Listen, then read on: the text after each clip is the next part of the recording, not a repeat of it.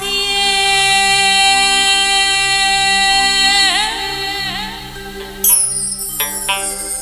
ভাবের শহর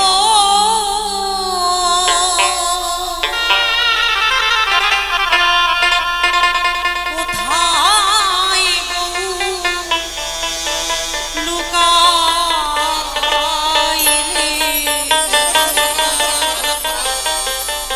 আমার মতো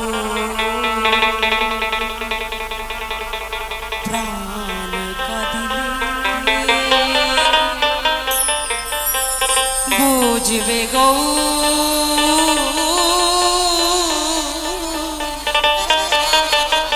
বুঝবে গো প্রেমের কালে আমার মতো প্রাণ কাঁদিলে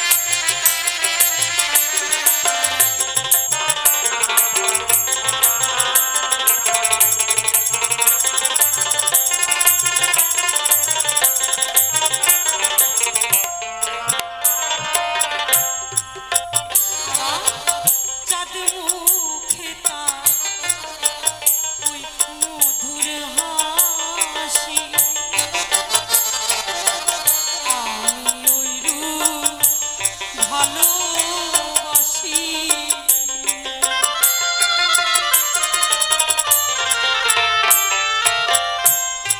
আমার গৌরাঙ্গ সুন্দর বাবা ভগবান কোনোদিনও কাঁদতে জানে না।